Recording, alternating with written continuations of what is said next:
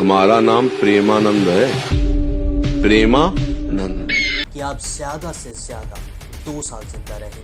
दोस्तों, स्वागत है आपका द न्यूज़ फीवर पर। आज मैं आपको एक ऐसी शख्सियत के बारे में बताने जा रहा हूं जिनकी चर्चा आजकल घर घर में होती है। इनकी तस्वीर आपको राजा के यहाँ भी मिलेगी और रंक के यहाँ भी। इनके दरबार में किसी भी तरह का भेदभाव नहीं होता, ना ही किसी भी तरीके का वीआईपी कल्चर इनके दरबार में चलता है। जितनी इज्जत एक अमीर को इनके दरबार में मिलती है, उससे कहीं ज़्यादा इज्जत एक गरीब को इनके दरबार में दी जाती है। जी हाँ, मैं बात कर रहा हूँ परम पूजनीय प्रेमानंद महाराज के बारे में। आज मैं प्रेमानंद महाराज की वो सच्चाई आपको बताने जा रहा हूँ जो आप तक अभी तक नहीं पहुँची है, वो सच्चाई जो अभी तक आपसे सब ने छुपाई है।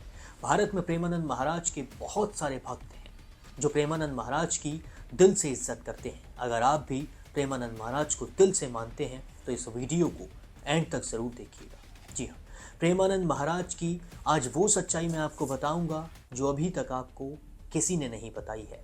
आप भी प्रेमानंद महाराज की हर चीज़ जानना चाहते होंगे तो एंड तक बने रहिए इस वीडियो में। भाई, विषयानंद का त्याग करके ही प्रेमानंद में स्थित हुआ जाता है जो भगवदानंद से भी ऊपर है। तो दोस्तों, प्रेमानंद महाराज जब 5 साल के थे तो उनके दिमाग में ख्याल आया था, और वो ख्याल बड़ा अचंभित करने वाला था कि एक 5 साल के बच्चे के दिमाग में इतना बड़ा सवाल या ख्याल आ कैसे सकता है। और वो ख्याल ये था कि प्रेमानंद महाराज अपने बचपन में सोचा करते थे कि जब मेरे माँ बाप मेरे साथ नहीं रहेंगे या फिर मेरा परिवार मुझे छोड़कर चला जाएगा, क्योंकि इस दुनिया से जाना तो सभी को है। प्रेमानंद महाराज के मन में यही सवाल आया कि जब माँ बाप मुझे छोड़कर चले जाएंगे तो मेरा साथ कौन देगा, मैं जीवन में क्या करूँगा। और ये सवाल उन्होंने अपने पिताश्री से पूछ भी लिया। इनके पिता बहुत ज़्यादा धार्मिक हुआ करते थे, तो प्रेमानंद महाराज ने जब अपने पिता से पूछा कि पिताजी, जब मेरे साथ आप नहीं रहेंगे तो मैं क्या करूँगा, मेरा साथ कौन देगा, तो प्रेमानंद महाराज के पिता ने उन्हें ऐसा जवाब दिया जिसे सुनकर आपका दिल बाग बाग हो जाएगा। प्रेमानंद महाराज के पिता ने प्रेमानंद जी से कहा कि बेटा, जब तुम्हारे साथ कोई नहीं होगा तो तुम्हारे साथ ईश्वर होगा। इसके बाद प्रेमानंद महाराज का दिमाग पूरी तरीके से ईश्वर में लुप्त हो गया। प्रेमानंद महाराज ने ठान लिया कि मुझे जीवन में सिर्फ ईश्वर की ओर बढ़ना है। इसके बाद प्रेमानंद महाराज का मन अपने घर पे नहीं लगने लगा। प्रेमानंद महाराज का दिमाग किताबों से उठकर आस्था की तरफ बढ़ने लगा। प्रेमानंद महाराज ने सोचा कि मैं अपने घर से कहीं दूर चला जाऊं।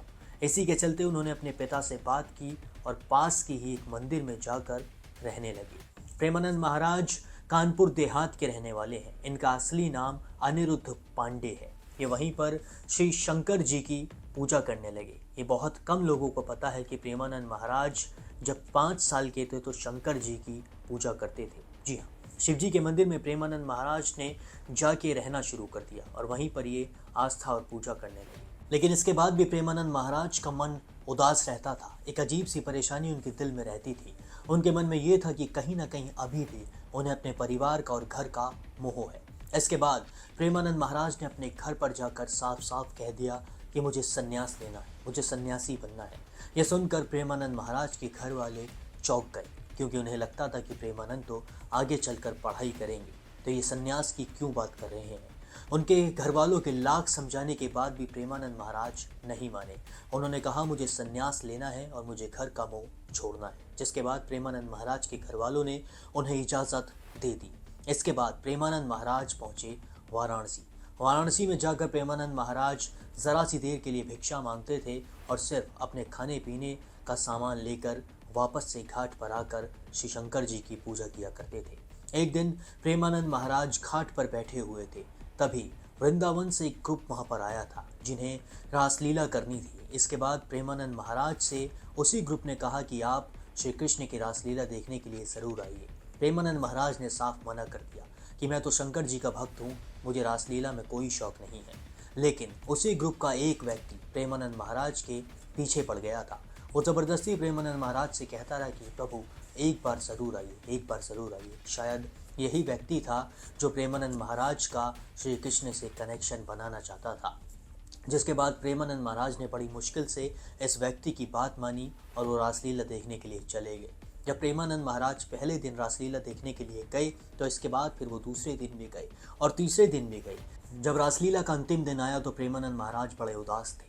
वो सोच रहे थे कि अब ये रासलीला ख़त्म हो जाएगी और ये लोग वापस वृंदावन चले जाएंगे, क्योंकि उनका मन श्री कृष्ण में लगने लगा था। जिसके बाद प्रेमानंद महाराज ने सोचा कि मुझे वृंदावन जाना चाहिए, लेकिन प्रेमानंद महाराज के पास बिल्कुल भी पैसे नहीं थे, क्योंकि साधु संतों के पास ज़रूरत से ज़्यादा पैसा नहीं होता है, और वो साधु संत ही नहीं जो लग्जरी कारों में या फिर ज़रूरत से ज़्यादा पैसा अपने साथ लेके घूमे। प्रेमानंद महाराज ने बड़ी मुश्किलों से जाकर उस ग्रुप से कह ही दिया कि आप मुझे अपने साथ लेकर वृंदावन चल सकते हैं। इस ग्रुप ने भी हाँ कहा और प्रेमानंद महाराज को वृंदावन लेकर आ गए। वृंदावन आकर प्रेमानंद महाराज श्री कृष्ण की पूजा करने लगे। एक दिन प्रेमानंद महाराज के सामने से एक बुढ़िया जा रही थी। वो बुढ़िया कुछ दोहे बोल रही थी, जिसके बाद प्रेमानंद महाराज को ये दोहे बड़े अच्छे लगे और उन्होंने उनसे पूछा कि अम्मा इन दोहों का मतलब क्या है। उस बुढ़िया ने प्रेमानंद महाराज को बताया उन दोहों का मतलब और श्री कृष्ण के चमत्कार उन्हें बताए। तो प्रेमानंद महाराज के मन में आया कि उन्हें श्री कृष्ण में लुप्त होना है और वो श्री कृष्ण के सच्चे भक्त बन गए। जिसके बाद प्रेमानंद महाराज ने पूरी तरह खुद को श्री कृष्ण और राधा रानी को समर्पित कर दिया। प्रेमानंद महाराज जब 35 साल के हुए तो उनके साथ एक ऐसी घटना घटित हुई जिसे सुनकर आप चौंक जाएंगे। जी हाँ, प्रेमानंद महाराज को एक बहुत बड़ी बीमारी हुई 35 साल की उम्र में, और प्रेमानंद महाराज से डॉक्टरों ने कह दिया था कि आप ज़्यादा से ज़्यादा 2 साल जिंदा रहेंगे, और अगर इससे भी ज़्यादा जिंदा रहे तो सिर्फ 5 साल। 5 साल से ज़्यादा आप जिंदा नहीं रहेंगे। जी हाँ, डॉक्टरों ने प्रेमानंद महाराज को अल्टीमेटम दे दिया था कि आप 2 से 5 साल से ज़्यादा जिंदा नहीं रहेंगे। लेकिन आप देखिए, आज इस बात को 19 साल हो चुके हैं और प्रेमानंद महाराज आज भी सही सलामत है। प्रेमानंद महाराज की दोनों किडनी फेल हो चुकी है। प्रेमानंद महाराज दिन में सिर्फ 2-3 घूंट से ज़्यादा पानी नहीं पी सकते हैं। आप अगर प्रेमानंद महाराज की वीडियोस देखते होंगे तो अपने पास ये एक गीला कपड़ा रखते हैं, जिससे ये बार बार अपने होठों को छूते हैं या फिर अपना मुंह साफ करते हैं। तो वो इसीलिए करते हैं, अगर उन्हें प्यास लगती है तो वो सिर्फ अपने होठों से एक गीला कपड़ा लगा लेते हैं, ना कि वो पानी पीते हैं।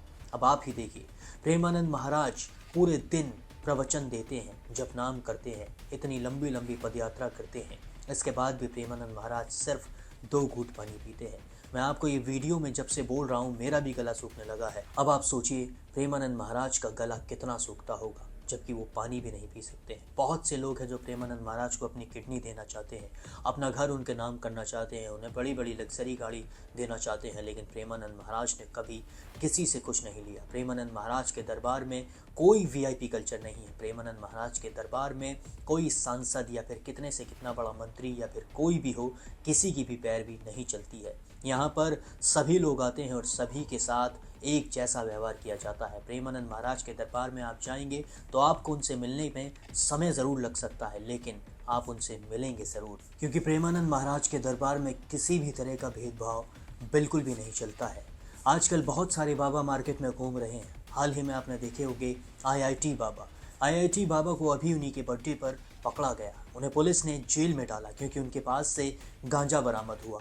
ऐसे बाबाओं को इम्पोर्टेंस ना देकर पूजनीय महाराज प्रेमानंद महाराज जैसे लोगों को इम्पोर्टेंट है, जिन्होंने अपनी ज़िंदगी में बहुत ज़्यादा कष्ट झेले हैं। कितनी ज़िंदगी उनकी तप में झेली है ये प्रेमानंद महाराज ही जानते हैं, और आज इस वीडियो के बाद आप भी जान जाएंगे। अब आप हमें कमेंट करके बताएं कि आप प्रेमानंद महाराज के बारे में और आजकल के बाबाओं के बारे में क्या सोचते हैं। बाकी ऐसी ही वीडियोस के लिए सब्सक्राइब करें द न्यूज़ फीवर।